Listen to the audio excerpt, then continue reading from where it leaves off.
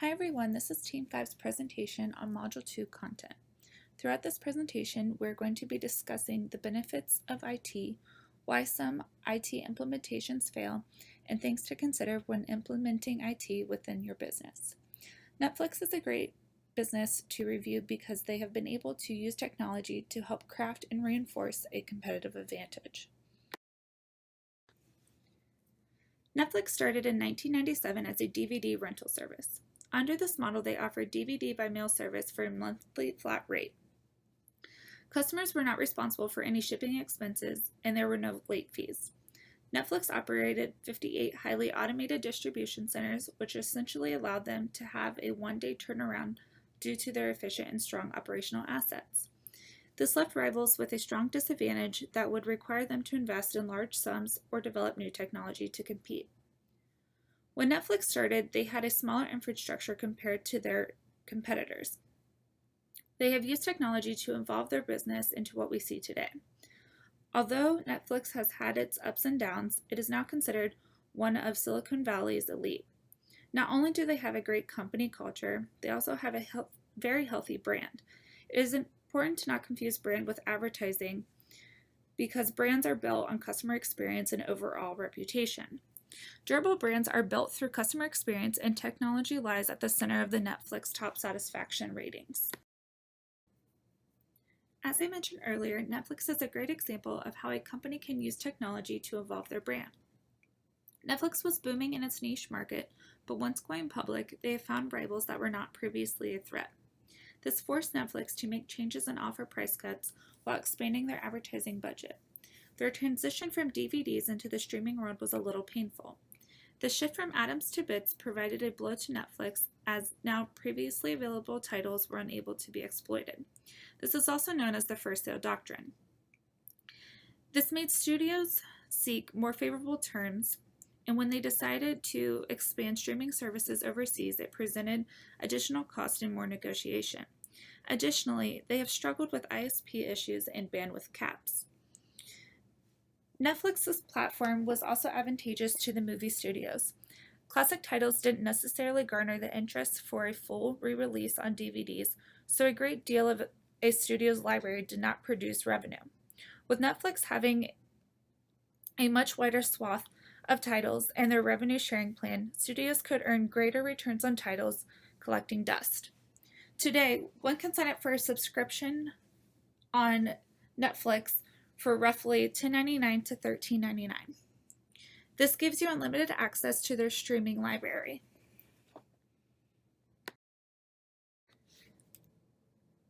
Because Netflix was an early mover, they were able to gain competitive advantage through powerful resources of the brand, data, and switch costs. Netflix felt the biggest regret they had was taking the company public too early. This brought on new competitors, and now they are competing against Hulu, Amazon Prime Video, HBO Now, Sling TV, YouTube, AMC, and essentially everyone. Although there are a lot of competitors, the market is growing rapidly due to the number of cord cutters. The thing that separates Netflix from its rivals is the ability to adapt. They've been able to use Cinematch, which adds value to customer experience. Cinematch is a software technology that monitors trends among customers and uses this data to personalize an individual experience. Looking at Netflix's short-term and long-term viability, they're able to be successful as long as they're able to manage their tail. It's not as long as it used to be, and will get even shorter if and when Disney elects to compete in the streaming business. Netflix has the same challenges as a lot of studios in terms of original content. They must properly invest in titles that will steer consumers to their platform and stay there. They need to continue to utilize technology to drive ROI and continue to evolve their brand. Anyone can replicate their business, so it is important that they always have a competitive edge. Netflix needs to continue to leverage their massive amounts of data and use it to their advantage. They need to continue to provide original titles and exclusive content to provide consumers with a premium feel. This will also allow them to vertically integrate. They have shown no signs of slowing their spending, as their earnings before interest, tax, depreciation, and amortization is ridiculous. Although some feel their stock is overvalued, Netflix should be able to prove them wrong. The future of Netflix should be strong if they're able to reel in their licensing issues and able to maintain contracts and exclusive deals. They need to continue to utilize technology to drive ROI. Netflix needs to create a model similar to Apple and show customers what they need and not wait until they know what they want. Finally, they need to provide original programming to vertically integrate their business. So the big question is, will Netflix survive? From what we have presented, we feel there's a good chance that they will continue to be a leader in their sector. Netflix has had a great return on investment. However, it did not come easy for them. Many of these were discussed earlier in this presentation, but to name a few, they had great success when implementing Cinematch, but struggled when they expanded their services overseas. As I mentioned earlier, they've also struggled with ISP issues and bandwidth caps. This graph shows Netflix's contribution profit dollars for every dollar invested in technology and development since 2014. As I have explained, Netflix is a great example of how technology can help evolve a brand to gain a competitive advantage. Technology is important in every company and should be an area that companies rely on to get ahead. Thank you very much, Danielle. This is Tyson Sears.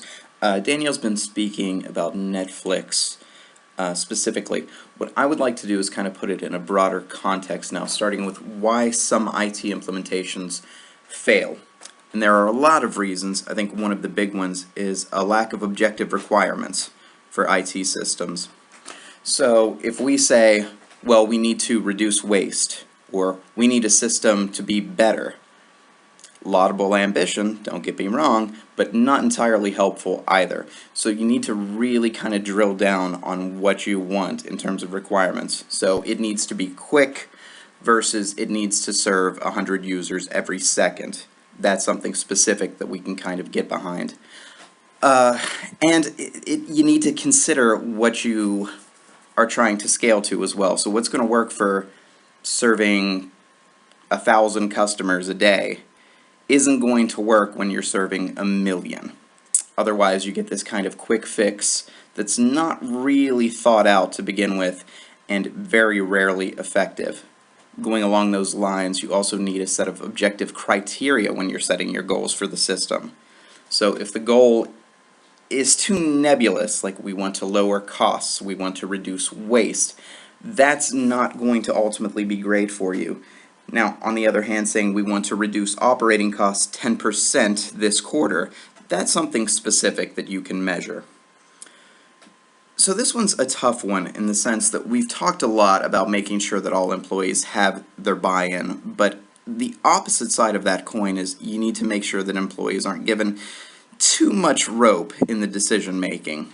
For example, when employees request features that they need, they often don't need them. Most of the time they're rarely used. It leads to waste. In fact, one study found that about 65% of these features that have been requested ultimately were never used, which isn't good for the bottom line. Most of the time they don't understand how the project management components connect, and this can lead to IT failures. For example, there's a certain triangle between scope, budget, and schedule that needs to be considered.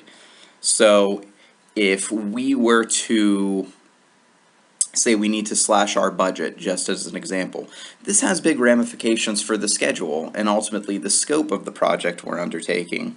Likewise, if we are reducing the schedule, well, then this is going to have ramifications for the budget as well as what we can actually do with it. And when people get too ambitious with the scope of the project, they need to understand that there's also going to be a monetary outlay, and it's going to take more time as well. And that lack of attention to detail can sometimes not work out so well for the project.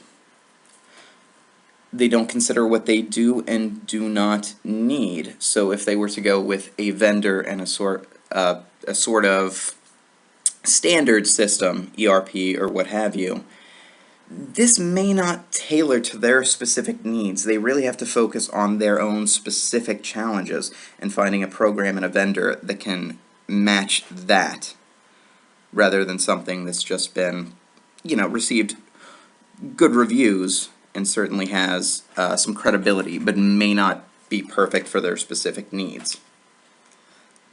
They don't treat IT as an investment. Instead, it's kind of a necessary evil. So they consider the implementation costs as a prerequisite, but they're not considering the real return on investment. They're not thinking about the lost productivity as they're going through this, the training costs, maintenance, the reduced costs potentially from the implementation of this program, as well as potentially increased sales based on the data. And finally, they put all of their eggs in one basket. So I think they think in terms of costs. If we can find one program that can do everything we need from one vendor, this will be perfect.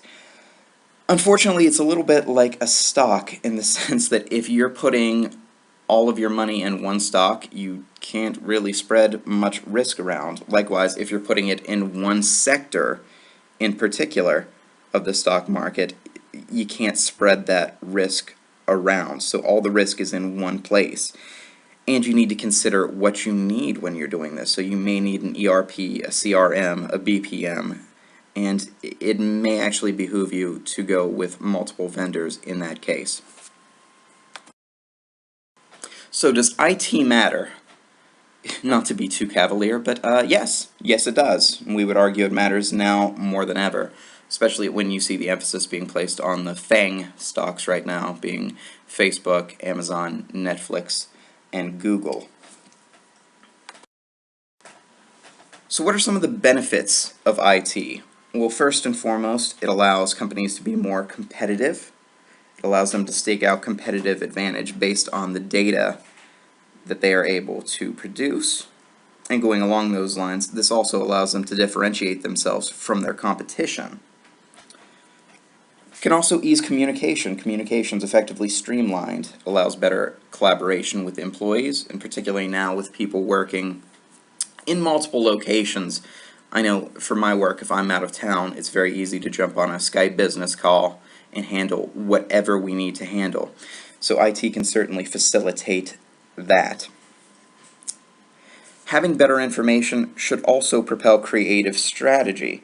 So it's not just the information that's being attained, it's also being able to take that information and think creatively and strategically to produce something better. And this kind of goes along with what we were talking about before in terms of staking out competitive advantage and also differentiating yourself from rivals. It can also give companies peace of mind. So we've talked a lot about security in this course, but yeah, you need to store and maintain copious amounts of sensitive data, financial or otherwise, and this is a place where IT certainly can pay dividends. Also, it allows us to lower our marginal costs through operational efficiency.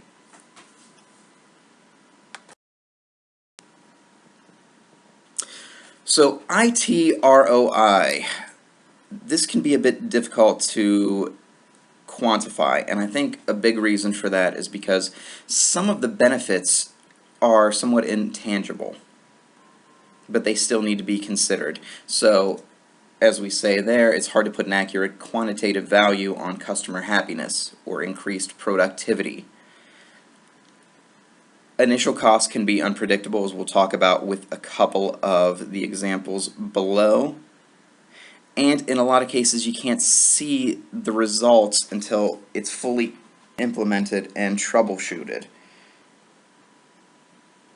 So Foxmeyer's IT system is a really interesting example. They were the 5th largest drug wholesaler in the country with about $5 billion in annual sales. This was in the early 1990s, and they decided to use an ERP, SAP specifically, to eliminate waste, maintain their inventory, just produce a better system. And this was the first time something like this was tried in the pharmaceutical industry.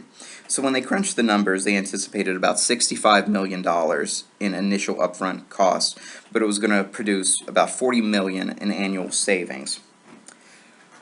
Now their planning was terrible. Unfortunately, few of the employees really bought into the idea.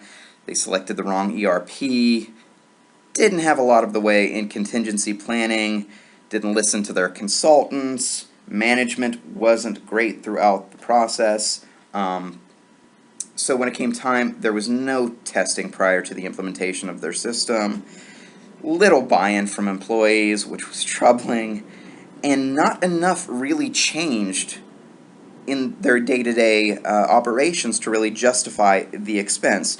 So what was supposed to be a $65 million annual upfront cost, upfront cost period, ended up being a $100 million cost that only led to about $20 million in savings, and shortly thereafter, Foxmeyer declared bankruptcy. Another example was Lockheed Martin's ERAM system. This was a $2.5 billion system. And there was a glitch in the memory which effectively halted LAX for a day. So what happened was there was a U-2 spy plane flying around in the area, and Lockheed Martin's system had just enough data storage for all of the planes in the specific area. So all of the ones flying out of their airport. Well, this spy plane entered its altitude to ensure that there would be no collision with another plane, and the data memory was exceeded, and this put a halt to every plane in the area as all of the computers at LAX crashed and everything grinded to a halt. Now, luckily, this could have been a lot worse. There were no injuries, no fatalities, thankfully, but still a troubling example. So there are kind of takeaways, a lot of things to consider. First and foremost, the long tail strategy has been extremely effective at Netflix. By offering more variety, Netflix was able to capture larger market share compared to their, competitors with very deep wallets. In fact, 70% of the sales were ultimately made off of the back catalog. Amazon also succeeded in using this kind of thing. Collaborative filtering helped with the long tail enormously.